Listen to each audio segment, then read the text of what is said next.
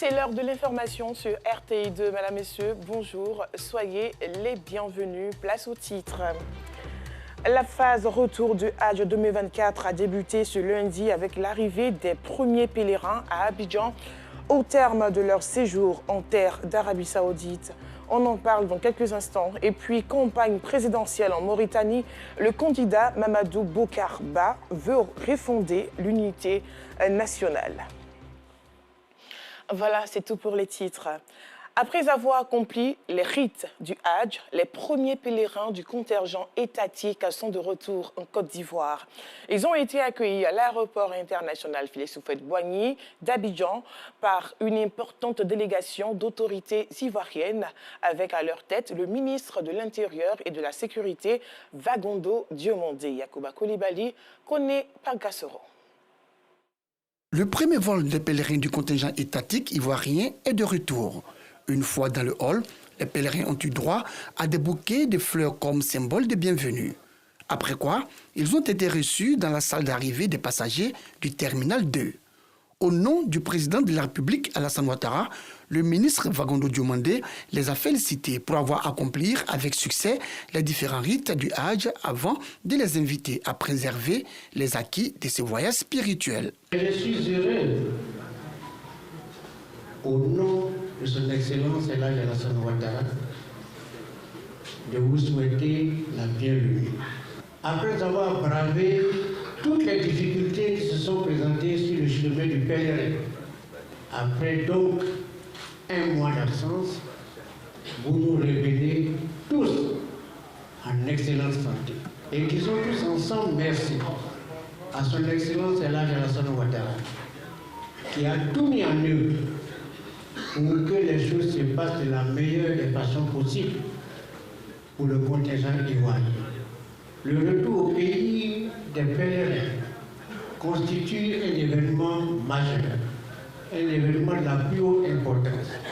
Quand on sait les conditions dans lesquelles le pèlerinage de cette année s'est déroulé, nous avons malheureusement déploré dans d'autres contingents de très nombreux morts. Et Dieu nous a épargnés. Car, évidemment, on devait s'attendre au pire. Nous n'avons malheureusement déploré que le départ de 4 de nos frères. Issa Yeo, porte-parole des pèlerins, a quant à lui salué l'État de Côte d'Ivoire, à sa tête le chef de l'État Alassane Ouattara, qui leur a permis d'effectuer le Hajj en toute quiétude. Tout s'est bien passé avec la discipline, avec l'organisation mise en place par M. le ministre de l'Intérieur et de la Sécurité, par le chef Ayman Ousmane Diakité, par toute l'équipe du commissariat du Hajj.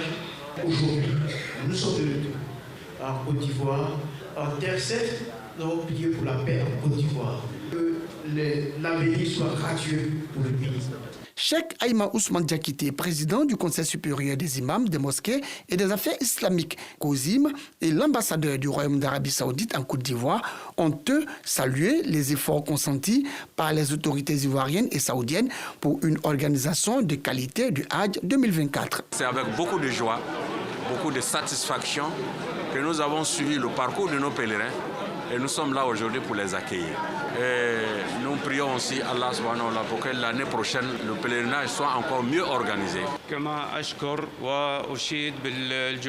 J'institue les efforts fournis par le Royaume d'Arabie Saoudite pour l'accueil des pèlerins, pour l'organisation du Hajj, faciliter toutes les possibilités financières, possibilités humaines, moyens pour une réussite de cette organisation. Je profite de l'occasion de remercier côté ivoirien, à l'air en tête le président de son Excellence Alassane Ouattara, le ministre de l'Intérieur, de la Sécurité et les responsables des autorités ivoiriennes. Le premier vol du contingent étatique ivoirien a décollé ce jour de Jeddah à 5h52 avant d'atterrir sur le tarmac de l'aéroport international Félix Houphouët-Boigny de Port-Bouët à l'entour de 12h48 avec à son bord 430 pèlerins. Le métier de vulcanisateur spécialisé dans la réparation et l'entretien des pneus est un pilier essentiel pour les automobilistes. Dans plusieurs communes d'Abidjan, on trouve ces artisans qui jouent un rôle clé dans le secteur automobile et industriel. La Fée de Maïo est allée à la rencontre de certains d'entre eux à Trècheville et à Cocody. Son reportage. Dans la commune de Trècheville, tôt ce matin, Issa, vulcanisateur, se rend à son atelier. À peine arrivé, son premier client se signale. Les vulcanisateurs, c'est des personnes qui nous sauvent parce qu'ils sont un peu partout. Et dès qu'on tombe en panne, on va vers eux. Souvent même, il y a des endroits même où nos pneus sont à plat complètement. Nous sommes obligés d'aller vers eux. Ils nous mettent des laits pour pouvoir continuer notre travail. Les vulcanisateurs sont des experts dans le diagnostic et la réparation des pneus endommagés, nous explique Issa. Vendre des pneus, gonfler, collage, bon, c'est ce qu'il fait. Dans ça aussi, bon, j'arrive à nourrir ma famille. C'est un métier, c'est pas trop compliqué, tout le monde peut faire. Hein. Voilà, ça suffit seulement d'apprendre auprès de quelqu'un qui connaît. Il va te montrer comment on gonfle. Bon, il y a les voitures qui prennent au moins 2,5 kg, il y a d'autres qui prennent au moins 2 kg, il y a d'autres qui prennent au moins 3 kg. Un pneu fait 100 francs. Voilà, les 4 pneus, ça fait 400. Les jours, tu peux gagner quelque chose, au moins 20 000, 30 000. Souvent aussi, tu viens t'asseoir jusqu'à l'OSA même. Si tu as trop gagné, c'est 1 000 francs. Divers outils et matériaux pour réparer les crevaisons, remplacer les pneus usés et effectuer des équilibrages. C'est à cet exercice que ça donne ces jeunes travailleurs. Quand la voiture vient, on s'en va approcher de la personne pour demander c'est quoi il veut. S'il veut gonfler, il va dire qu'il veut gonfler, là on gonfle. S'il va coller aussi, là, il va dire que non, il va coller, donc on colle ça en même temps. S'il va changer un pneu aussi, il nous dit, donc on va changer le pneu là aussi. Un travail qui se fait au plaisir des usagers. Ce matin, je suis réveillé pour venir trouver que mon pneu était crevé. Le vulcanisateur, vraiment, c'est lui qui a collé mon pneu. Je m'en vais au travail maintenant. Je remercie beaucoup ce matin là, vraiment, il m'a sauvé. Dans la commune de Cocody, Olakunle, lui aussi vulcanisateur, nous confie ses horaires de travail. Je commence à partir de 6 h du matin, je termine à 20 h ou à 21 h. Je suis en train de travailler dans la pluie parce que je ne veux pas voler. C'est pour cela que je suis ici pour travailler, pour nourrir mes familles. S'il y a clients, on gagne plus de 10 clients par jour. Le métier de vulcanisateur n'est pas sans défi. Les conditions de travail peuvent être difficiles, surtout en plein air, sous des climats variés. Dans une société où la mobilité est cruciale, le rôle des vulcanisateurs ne peut être sous-estimé. Quand la nature se transforme en un bourreau, c'est le cas d'un ravin qui s'est agrandi au fil des années et menace d'emporter les habitations de la cité Concorde dans la commune d'Abobo. Sur injonction du ministère de la Construction, du Logement et de l'Urbanisme et de l'ANA, les occupants ont été invités à quitter les lieux. Stéphane Assouan. Ce ravin, un tombeau à ciel ouvert, menace les habitants de la cité Concorde dans la commune d'Abobo.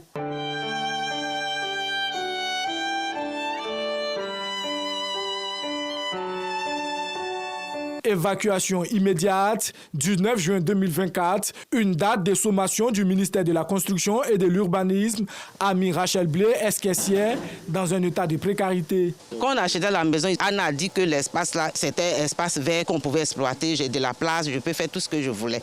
On arrive, on voit que c'est un trou. Quand ils sont venus, j'ai posé la question à un agent qui parlait avec moi. Je lui ai demandé, mais vous c'est qui? Il a dit qu'il est agent de Anna. Ils étaient avec le ministère de la Construction. On me dit de sortir de la maison en ces temps pluvieux. Moi, ils disent que c'est pour notre sécurité, pour notre vie. Mais on sort, on va où? Sa lettre de mise en demeure à main, Mathieu Kimou, ex-agent de la direction du contrôle financier, est déboussolé. Ce sont des biens que nous avons acquis quand nous étions en service. Maintenant que nous sommes à la retraite, nous n'avons plus ces mêmes ressources. On nous demande de sortir. Il n'y a pas de mesure d'accompagnement. On va où? Nous demandons à l'ANA de nous reloger. Cette situation désastreuse a une genèse. Sekou Keïta, agent des forces de l'ordre à la retraite, rentré précipitamment d'un voyage, relate les faits. En 2020, je les ai appelés. C'est un petit trou et il y a le trou où les déchets sont.